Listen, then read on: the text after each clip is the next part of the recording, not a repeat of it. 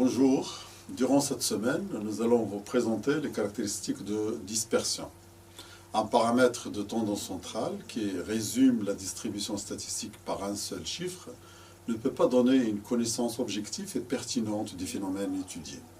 Pour cela, d'autres coefficients doivent être calculés pour compléter l'étude. Il s'agit des paramètres de dispersion. Pour mesurer les écarts des données autour d'une caractéristique de tendance centrale, on calcule les coefficients de dispersion. La mesure des écarts des observations autour des coefficients de tendance centrale se fait par de nombreux paramètres de dispersion, l'étendue, les intervalles interquantiles, l'écart absolu moyen, la variance, l'écart type, etc. Dans cette séquence, nous allons vous présenter deux caractéristiques de dispersion qui sont l'étendue et les intervalles interquantiles. Les premiers paramètres de dispersion que nous vous proposons de connaître sont l'étendue absolue E et l'étendue relative E indice R. L'étendue absolue est tout simplement la différence entre la valeur maximale prise par la variable statistique et la valeur minimale de celle-ci. Quant à l'étendue relative, il est égal à l'étendue absolue divisée par la médiane. L'étendue est donc facile à calculer, mais son inconvénient, c'est qu'elle ne dépend que des valeurs extrêmes de la variable étudiée. Maintenant, nous allons vous présenter une batterie de paramètres basés sur les quantiles. Il s'agit des intervalles interquantiles. Le premier est l'intervalle interquartile absolu, noté I indice Q, suivi par l'intervalle interquartile relatif, I indice QR. Le premier, I indice Q, est égal à la différence entre le troisième quartile et le premier quartile d'une variable statistique. Quant à l'intervalle interquartile relatif, il est défini comme étant égal à l'intervalle interquartile absolu divisé par le deuxième quartile. Alors pour l'intervalle interdécile absolu, I indice D, il est obtenu par la différence entre le neuvième et le premier décile. Quant à l'intervalle interdécile relatif, c'est un rapport entre l'intervalle interdécile absolu et le cinquième décile. Le dernier intervalle interquantile est l'intervalle intercentile, appelé aussi l'intervalle interpercentile, I indice P.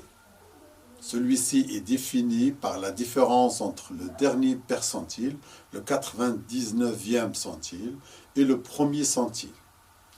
L'intervalle interpercentile relatif, c'est toujours l'intervalle interpercentile absolu qu'on divise par le 50e centile.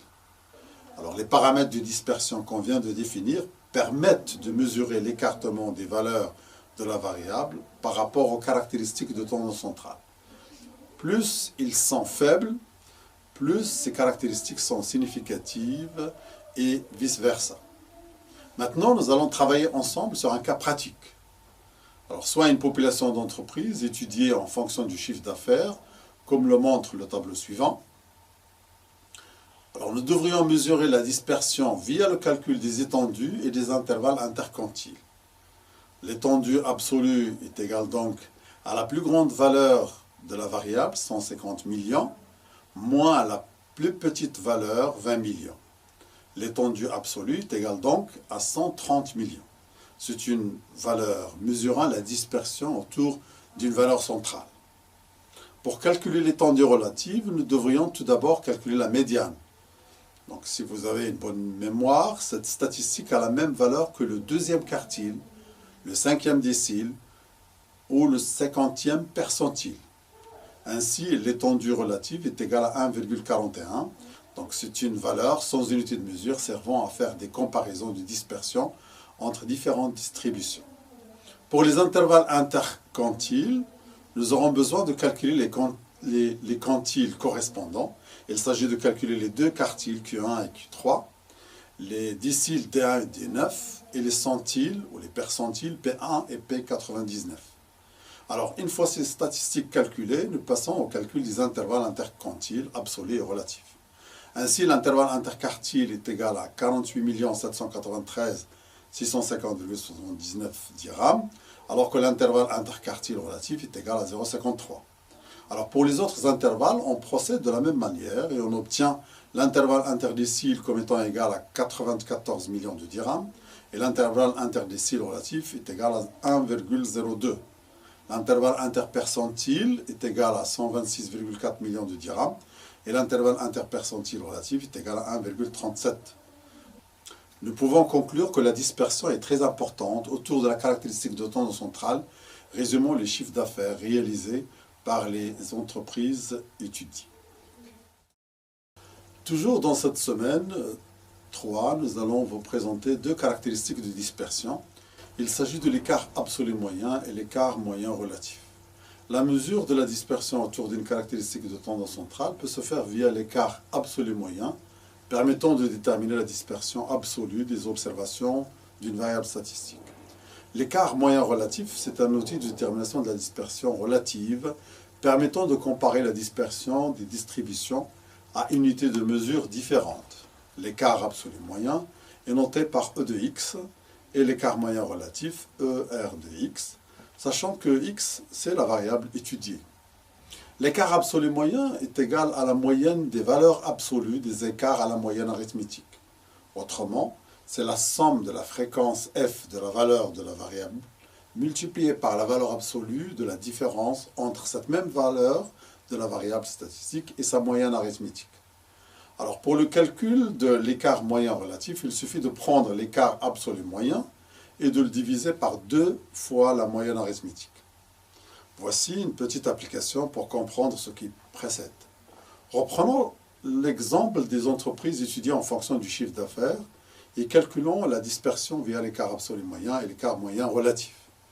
Ainsi, le premier paramètre, O de x, est égal à 28,95 millions de dirhams, alors que le second, ER de x, est égal à 0,32. Notre conclusion est la même que celle que nous avons avancée dans la séquence précédente. La dispersion, elle est très importante autour de la caractéristique de tendance centrale. Ici, c'est le chiffre d'affaires moyen réalisé par les entreprises étudiées. Donc, pour ce qui est de l'écart moyen relatif, nous avons trouvé ER de x égale à 0,32.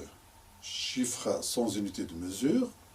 L'étude de la dispersion du chiffre d'affaires exprimé en dollars, cette fois-ci des entreprises étrangères, nous a donné un écart moyen relatif égal à 0,42.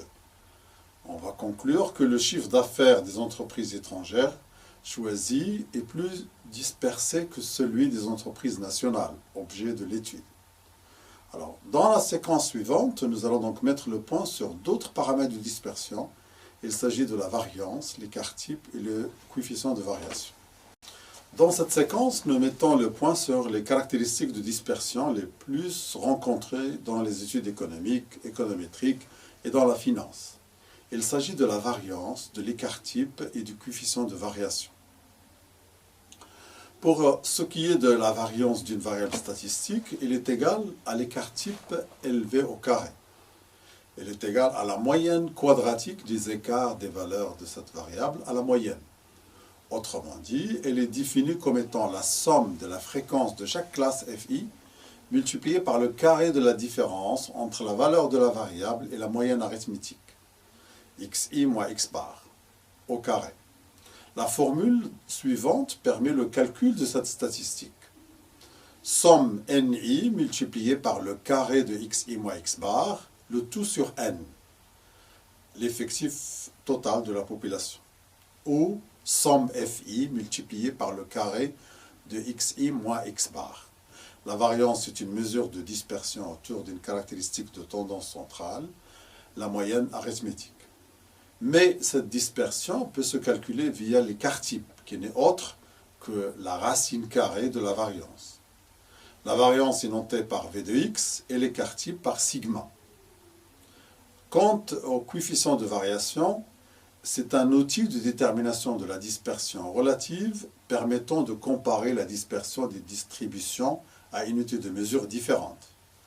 Le coefficient de variation est égal à l'écart type divisé par la moyenne arithmétique. Alors une remarque importante s'impose à ce niveau. Tous les coefficients de dispersion sont nuls lorsque la distribution étudiée est égalitaire. Mais à moyenne arithmétique donnée, plus la dispersion des valeurs de la variable étudiée est grande, plus la variance, l'écart type, le coefficient de variation seront importants. Plus ces mesures sont faibles et s'approchent de zéro, plus la moyenne arithmétique est significative. Maintenant, nous allons passer à une application en reprenant l'exemple des entreprises étudiées en fonction du chiffre d'affaires. Essayons de calculer la variance, l'écart type et le coefficient de variation de cette variable qui est la variable chiffre d'affaires des 400 entreprises. Ainsi, la variance est égale à 1156,734, 10 à la puissance 12. L'écart type est la racine carrée de la variance. Il est égal à 34,008 millions de dirhams. Le coefficient de variation est égal à 0,38. Donc nous pouvons conclure, comme auparavant, que la dispersion est très importante autour de la caractéristique de tendance centrale, ici le chiffre d'affaires moyen réalisé par les entreprises étudiées.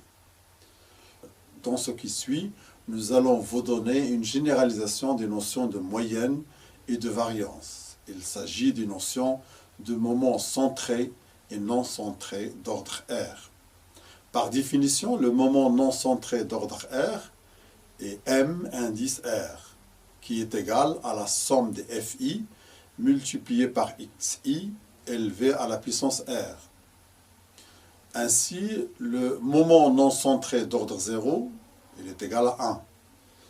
C'est la somme des FI fois XI à la puissance 0. Ce qui nous donne somme des FI, donc égal à l'unité. Le moment non centré d'ordre 1, somme FI fois XI. C'est la moyenne arithmétique par définition. Le moment non centré d'ordre 2, c'est somme FI fois le carré de XI. C'est donc le carré de la moyenne quadratique. Et ainsi de suite. Pour ce qui est maintenant du moment centré d'ordre R, mu indice R, qui est égal à la somme des FI multiplié par les XI moins X bar à la puissance R. Ainsi, le moment centré d'ordre 0 est égal à mu indice 0, qui est égal à 1. Mu 1 est égal à 0. Mu 2 est égal à la variance. Ainsi de suite. Ces moments, nous aurons donc l'occasion de les utiliser par la suite. Cependant, vous êtes invité à calculer un certain nombre de moments centrés et non centrés de la distribution des entreprises selon leur chiffre d'affaires. C'est-à-dire, il faut reprendre l'exemple précédent et calculer au moins les 4 premiers moments centrés et non centrés. Bon courage.